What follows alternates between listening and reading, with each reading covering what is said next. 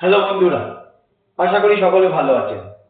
গত সপ্তাহে আমি একটি ভিডিও পাবলিশ করেছিলাম এই চ্যানেলে, যে ভিডিওটির বিষয়বস্তু ছিল নেটওয়ার্ক মার্কেটিং কোম্পানিগুলির প্রোডাক্টের দাম এত বেশি কেন হয়।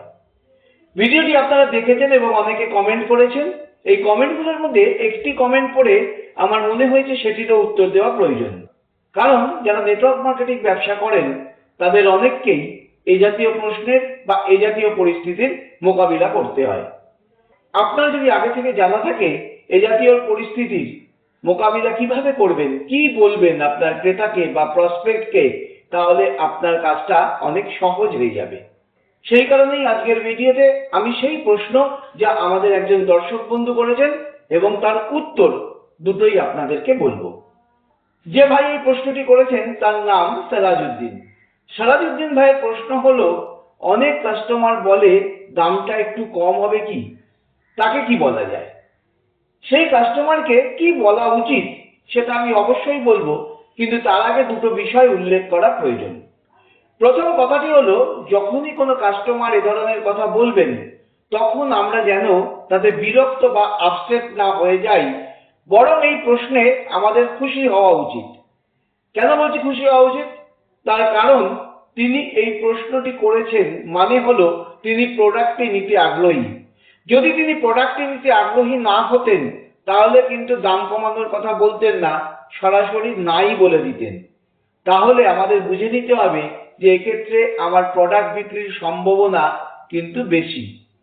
দ্বিতীয় আরেকটি বিষয় আমি মাথায় রাখার কথা বলবো, সেটা হচ্ছে আমরা যারা এই তৃতীয় প্রাচ্যের দেশে বাস করি, যেমন ভারত, বাংলাদেশ ইত্যাদি দেশগুলিতে, এখানকার কাস্টমার বা কনজিউমার বিহেভিয়ার পাশ্চাত্য দেশগুলি থেকে আলাদা।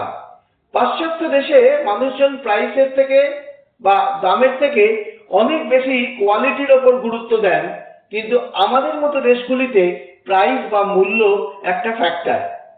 এখানে যখন কোনো কাস্টমার কোনো দোকানে গিয়ে কিছু কেনাকাটি করেন তখন তার একটা স্বাভাবিক প্রবৃত্তি হলো জিনিসটির দাম কমানো। এমনকি দেখবেন আমরা যখন কোনো দোকানে যাই, যখন কোনো জিনিস কিনি, তার গায়ে যে দাম লেখা থাকে আমরা সাধারণত তার থেকে 2-4 টাকা, 5 টাকা, 10 টাকা কম দিয়ে কিনে থাকি। দোকানদার কম নেন আমাদের থেকে। এটা আমাদের একটা স্বাভাবিক প্রক্রিয়ায় দাঁড়িয়ে গেছে। ফলে আপনার কাস্টমার যে এই প্রশ্নটা করবেন বা এই কথাটা বলবেন, এটা খুব স্বাভাবিক। এতে আমরা যাতে বিষণ্ণ না হয়ে যাই বা মন খারাপ না করি। এবার এই কথার উত্তরে যেটা আপনি বলবেন সেটা আপনি শুনে রাখুন। এর উত্তরে আপনি বলবেন, দেখুন, কোম্পানি থেকে একটা দামে এই প্রোডাক্ট এনে আপনাদেরকে সেল করি, তার বিনিময়ে অল্প কিছু টাকা আমার লাভ হয়। আপনাকে যদি আমি কিছুটা কম দাম নিই, সেটা আমার সেই লাভের টাকা থেকেই আপনাকে ছাড়তে হবে। যতটা টাকা আমি আপনাকে ছাড়তে পারবো তার পরিমাণ হয়তো বেশি হবে না, কিন্তু আপনি যেহেতু কথাটা বললেন, আপনার কথার সম্মান রেখে আমি এইটুকু করতে পারি। তবে এই জিনিসগুলি আমাদের পয়সা দিয়ে কিনে আনতে হয়, আর এর থেকে এই লাভটুকুই আমার ব্যবসা। সেই কারণে এটা গায়ের দামে বিক্রি করতে পারলেই আমার জন্য ভালো। দেখুন, এই পুরো কথাটার মধ্যে এই যে উত্তরটা আমি তৈরি করে দিলাম আপনার জন্য, এর মধ্যে অনেকগুলো সাইকোলজি অ্যাপ্লাই করা আছে। প্রথম কথা, আপনি তাকে জানিয়ে দিলেন যে আপনি সততার সাথে কথাটা বলছেন, অর্থাৎ আপনি একটু লাভ করছেন। মানুষ এই সততা পছন্দ করে। দ্বিতীয় যে সাইকোলজিটা এখানে আপনি অ্যাপ্লাই করলেন সেটা হলো তার মধ্যে একটা ফিলিং আনা হলো যে এই ছেলেটি বা মেয়েটি নিজের পয়সা খরচ করে জিনিসটা কিনে এনে আমার বাড়িতে পৌঁছে বিক্রি করছে। আমি এর থেকে যদি খুব দরদাম করে টাকা কমাই তাহলে সেটা এর প্রতি অবিচার করা হবে। দেখবেন তিনি খুব বেশি টাকা কমানোর কথা আশা করবেন না বা বলবেন না। এতে আপনার প্রোডাক্ট বিক্রিও হবে আর আপনার লভ্যাংশটাও অতটা কমবে না।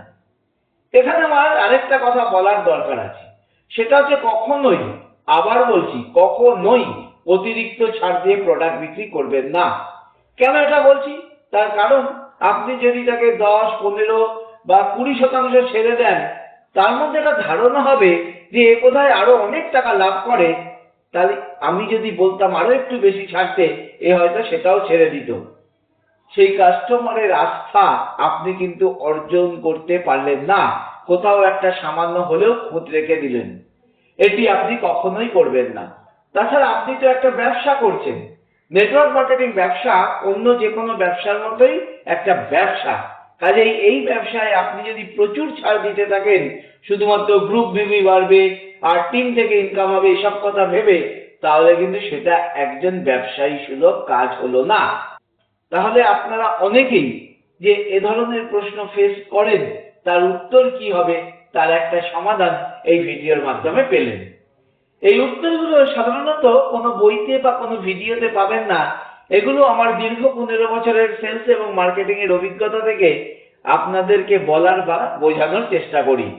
বিনিময়ে একটাই আবদার থাকে আপনাদের কাছে, ভিডিওটি ভালো লাগলে লাইক না করে চলে যাবেন না। আর নিজের বন্ধুদের সাথে, টিমের সাথে এই ধরনের ভিডিওগুলো শেয়ার করে দেবেন।